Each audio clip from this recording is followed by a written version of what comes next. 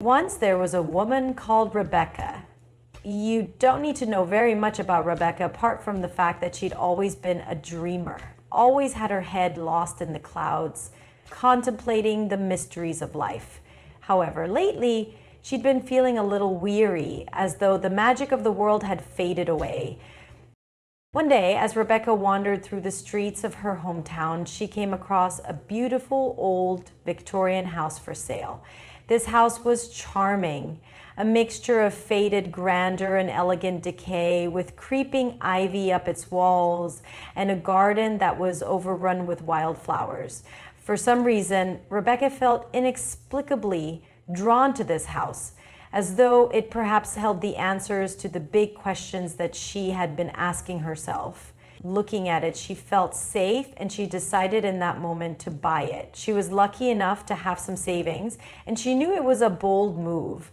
But it was time for Rebecca to take charge of her life, to break free from the monotony that had been weighing her down.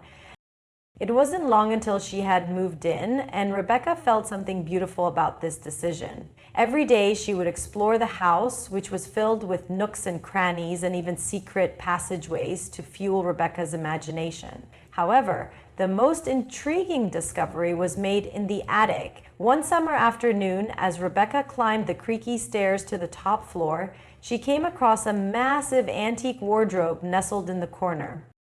This wardrobe was made of dark polished wood, with intricate carvings of mythical creatures and celestial patterns etched into its surface. Its doors were adorned with ornate brass handles, and the craftsmanship was exquisite. It appeared to Rebecca to be an object of great value and importance. Rebecca reached out and slowly opened its doors.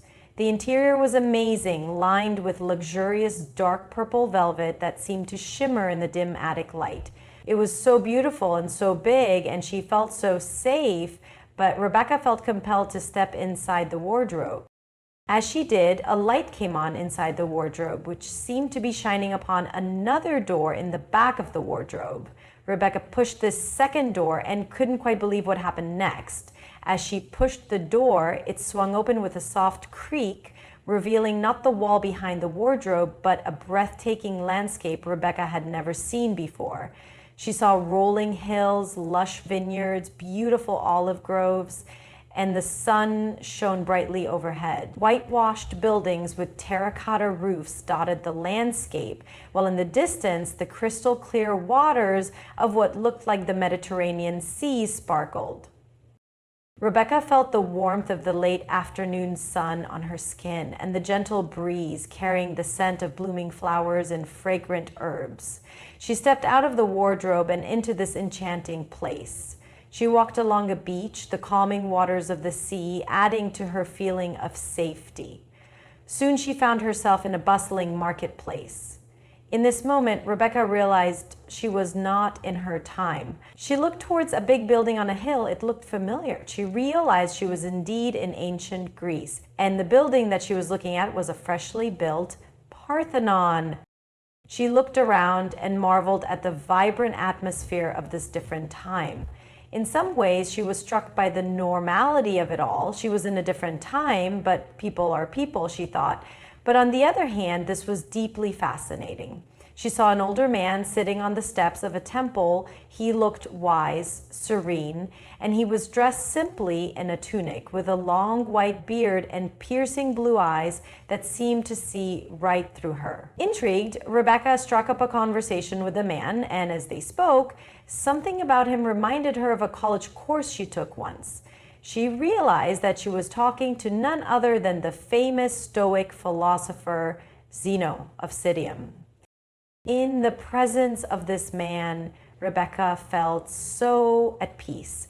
Over the course of their conversation, Zeno imparted to Rebecca a timeless lesson in life. He explained to her the importance of focusing on the things that she could control rather than dwelling on the circumstances that she could not change. He spoke of the impermanence of material possessions and the futility of seeking validation from others.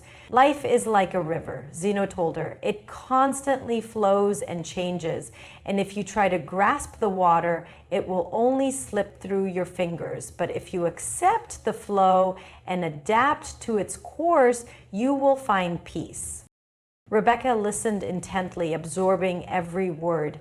In this moment, she began to see that her feelings of weariness and discontent stemmed from her futile attempts to control the uncontrollable, and that the key to happiness lay in embracing the present moment and the opportunities that it presented. Her heart was filled with gratitude, and Rebecca thanked Zeno for his wisdom and set out to explore the wonders of ancient Greece further.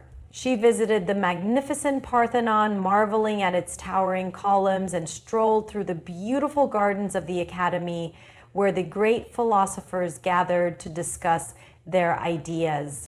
Feeling satisfied, Rebecca returned to the wardrobe and walked back through the mysterious door, finding herself in her new home once more, feeling safe, secure, and a little lighter and more at peace after her encounter with Zeno.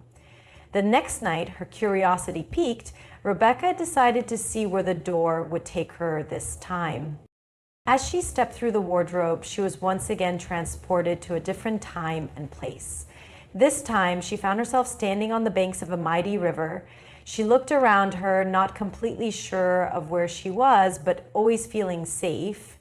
And in the distance, far off, she saw what looked like great triangles rising from the earth. Rebecca was standing on the banks of the river Nile in ancient Egypt. The sun was setting, casting a golden glow over the shimmering waters. The air was warm and fragrant with the scent of lotus flowers traveling with the wind. She could see the silhouettes of boats gracefully gliding across the Nile, while the distant sound of people singing and playing music filled the air. As Rebecca wandered along the riverbank, she took some deep breaths in and out and took in the beauty of her surroundings. Then, sitting in front of her, looking out upon the river, was a very regal-looking woman. The woman, dressed in flowing white linen and adorned with intricate gold jewelry, exuded an air of grace and serenity. Her ebony hair was adorned with fragrant flowers and held a depth of knowledge that intrigued Rebecca. Rebecca had seen pictures of Cleopatra, images of what she might have looked like, but nothing could have prepared Rebecca for the majesty of this woman. Cleopatra sensed Rebecca's curiosity and beckoned her to sit beside her on the riverbank. And as they sat together, watching the sun dip below the horizon, Cleopatra shared stories of ancient Egypt's powerful pharaohs, captivating myths, and the mysteries of the universe. She spoke of the importance of balance and harmony in life, explaining that the ancient Egyptians believed in the concept of Ma, the harmony that exists in the world when everything is in its rightful place. To live a fulfilled life, she told Rebecca, one must strive to maintain balance in all aspects of existence, between the heart and the mind, between work and leisure, and between giving and receiving. The young woman listened intently to Cleopatra, absorbing the wisdom of this ancient culture. As the stars began to twinkle in the night sky, reflecting off the calm surface of the Nile, Rebecca realized that the lessons she was learning through her journeys were helping her to rediscover the magic and the wonder that she once had felt in her life. The two women then said goodbye to each other, a connection made through the ages with tears in their eyes, and soon Rebecca was back in her attic and went to sleep that night with even more peace in her heart. The next night, Rebecca approached the wardrobe once more. She opened the door, stepped inside, and as she emerged, she found herself in 19th century England. Of course, she didn't know where or when she was, but she was soon to find out. A charming countryside unfolded before her, the rolling green hills, neatly hedged fields, and quaint little cottages dotting the landscape. It was a beautiful spring day, and she could hear the clip-clop of horse-drawn carriages in the distance and the soft rustling of leaves in the gentle breeze. Rebecca walked and soon found herself in a little village where people in bonnets and top hats went about their daily business. There was an air of elegance and propriety that she had only ever witnessed in the pages of her favorite novels. She explored the village further and then passed by a little shop, a confectioner's shop to be precise. She heard the voice of the shopkeeper bidding a Miss Austen goodbye. It couldn't be, Rebecca thought, but then when she saw the face of the woman, Miss Austen, Rebecca recognized the famous writer instantly. Standing in front of her was none other than Jane Austen, one of Rebecca's literary heroes. Jane could see that the young woman standing in front of her was curious, and so welcomed her into her modest home for tea.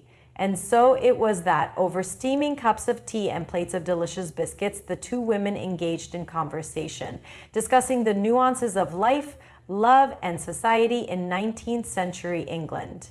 Jane shared her insights into the complexities of human relationships, emphasizing the importance of patience, understanding, and the art of truly knowing oneself.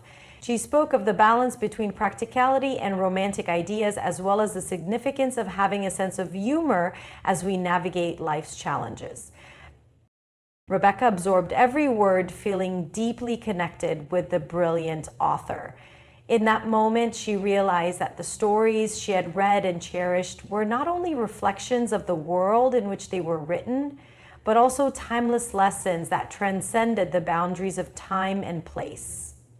As the sun began to set, casting long shadows across the beautiful village, Rebecca knew it was time to leave. The two women said goodbye as Rebecca thanked Jane Austen for a delightful afternoon and the wisdom that she had shared. The next night, Rebecca entered the wardrobe one more time, eager to discover where her next adventure would take her. She stepped through and found herself in a lush, sun-drenched meadow. And as she looked around, she saw a young man sitting under a tree, deeply absorbed in thought. As she approached him, as she got closer, the face was unmistakable. It was none other than a very young Nelson Mandela. Rebecca felt deeply curious as she looked at the man who would one day become one of the greatest leaders and humanitarians of the 20th century. Now, despite his youth, Mandela's poise and wisdom were evident. He welcomed her with a warm smile and invited her to join him under the tree. And as they sat together, taking in the world around them, Mandela shared his dreams and aspirations with Emma. He spoke of his desire to create a better world, one in which all people could live together in harmony, united by the one thing they all had in common: humanity. Each one of us, Mandela told her, has the power to make a difference. No matter how small our actions may seem, it is through our collective efforts that we can bring about positive change in the world. As they continued their conversation, Rebecca was deeply inspired by this man's passion and unwavering belief in the potential for good within each human. She understood in that moment that change could only come through determination, cooperation, and belief in the inherent goodness of humanity. As the sun began to set, Rebecca said goodbye to the young Nelson Mandela and thanked him for sharing his dreams and insights with her, and vowed to carry his message of hope and love with her on her future journeys. That night, Rebecca walked out of the wardrobe for the last time. She knew that she had learned what she needed, and that this gift or power of time travel had been given to her for a reason. She now wanted to put into practice the lessons that she had learned, and she felt forever changed by her encounters with those remarkable humans. She had found her sense of wonder again.